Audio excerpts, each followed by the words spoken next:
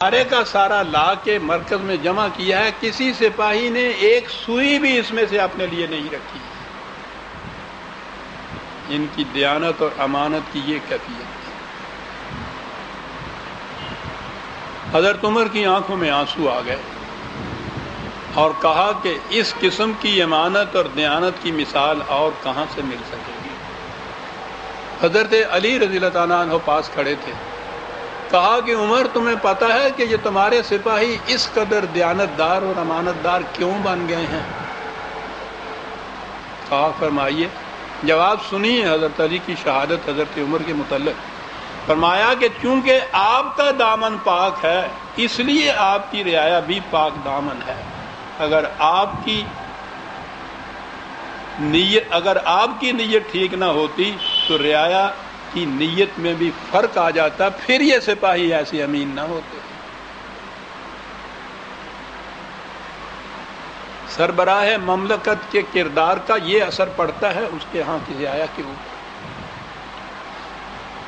ایک سوئی کسی نے نہیں اٹھائی۔ یہ تو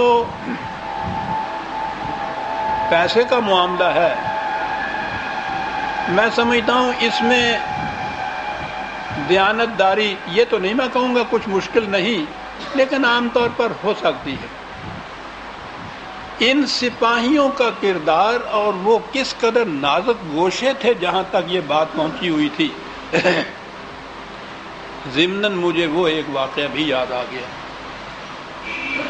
شہرت اور نام کی نمود یہ انسانی سیرت کا بڑا دکھتا ہوا پہلو ہے۔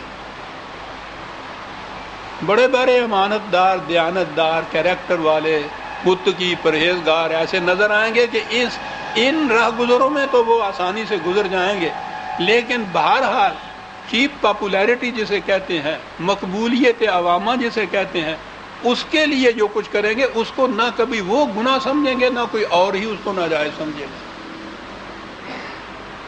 لیکن یہ سپاہی، ان کا کردار اتنا بلند تھا اور ان کی نگاہ اتنی عمیق چلی جا رہی تھی۔ ایک واقعہ میرے سامنے آ رہا ہے۔ ایک جنگ میں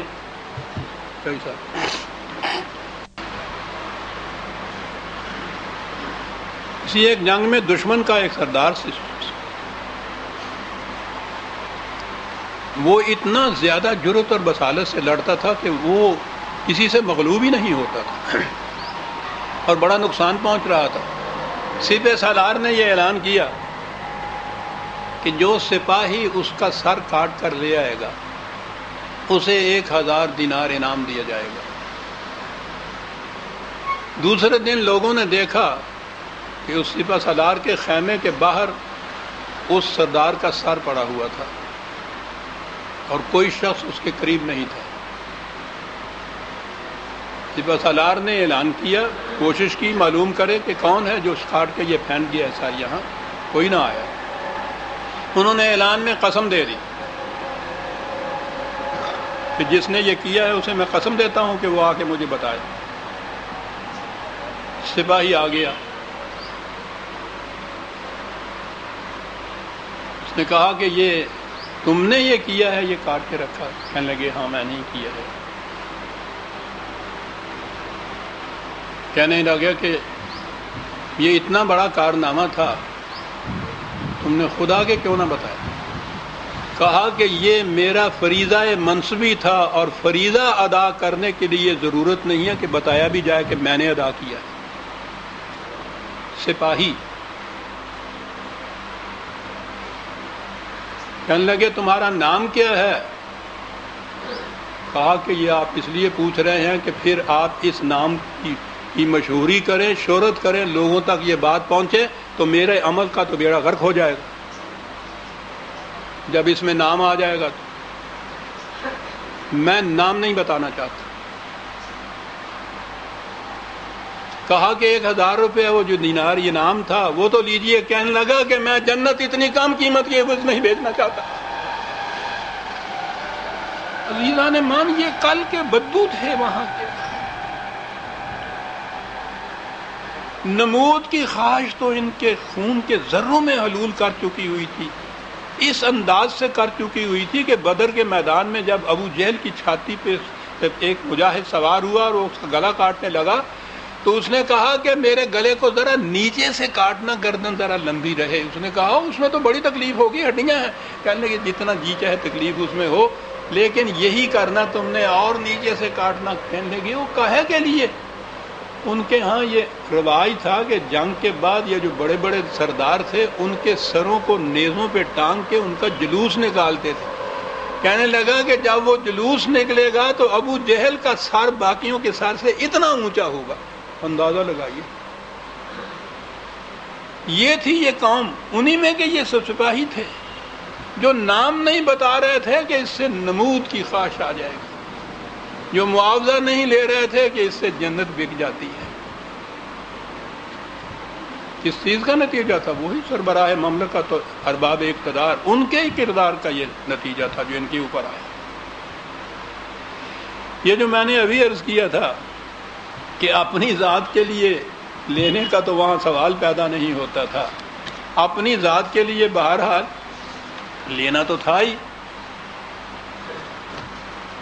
کیونکہ وہ تو سارا وقت مملکت کے لیے دے دیا گیا تھا۔ کھاتے کہاں سے؟ خود تجویز کیا اپنے لیے، خلیفۃ المسلمین نے اپنے لیے اپنا وظیفہ خود تجویز کیا، اور وہ یہ تھا کہ کپڑوں کے 2 جوڑے، ایک گرمی کا ایک سردی کا، حج اور عمرہ کے لیے ایک احرام۔ اس کے بعد آپ نے خود یہ اپنے لیے لکھا تھا کہ میرے اور میرے اہل و عیال کے لیے فی کس اتنا کھانا جو قریش کے ایک آدمی کی خوراک ہے، نہ اس سے زیادہ نہ اس سے کم۔ اس کے بعد میں مسلمانوں کا ایک فرد ہوں، جو حال ان کا سو حال میرا۔ 22 لاکھ مربع میل کی مملکت کا واحد سربراہ، اور وہ اپنے لیے اپنی تمام خدمت کا صلہ یا معاوضہ یہ تجویز کرتا ہے اور یہ لیتا ہے۔ ایک جوڑا ہی تو تھا، اسی لیے تو کبھی ایسا ہوتا تھا کہ وہ کسی اجتماع کے لیے باہر لوگ انتظار کر رہے ہوتے تھے تو باہر وقت پہ آ نہیں سکتا تھا۔ آنے پر جو وہ پوچھا کہ دیر کیوں ہوگی تو کہا کہ معاف رکھیے گا، یہ کرتا دھو کے میں نے سوکھنے کے لیے ڈال رکھا تھا، یہ سوکھ نہیں رہا تھا، میں ننگا تھا، آتا میں کس طرح سے۔ یہ کیفیت تھی دیانت کی۔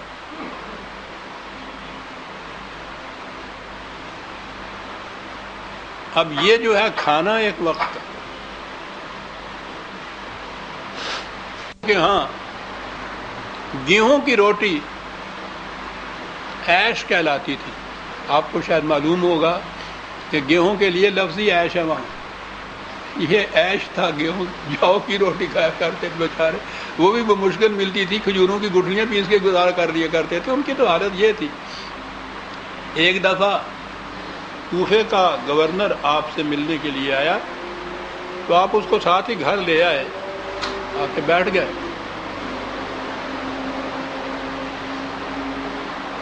ٹھیک،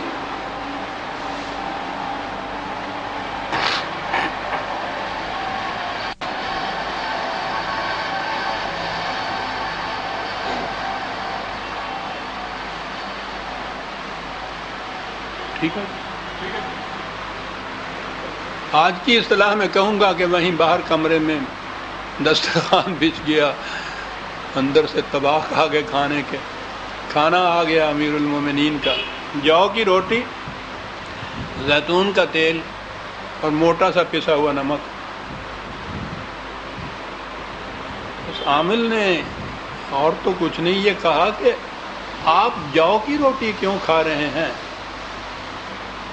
اب تو مملکت میں باہر سے اتنا گیہوں آ سکتا ہے مدینے میں کہ آپ گیہوں کی روٹی کھائیں۔ آپ نے کہا کہ مجھے اس وقت تو اس کا یقین ہے کہ مملکت کے ہر فرد کو جو کی روٹی مل رہی ہے۔ تم یہ یقین دلا سکتے ہو مجھے کہ مملکت کے ہر فرد کو گیہوں کی روٹی مل رہی ہے؟ نے کہا کہ نہیں، یہ یقین تو نہیں دلا سکتا. تو کہا کہ عمر تو اس دن گیہوں کی روٹی کھا سکتا ہے جس دن اسے یقین ہو کہ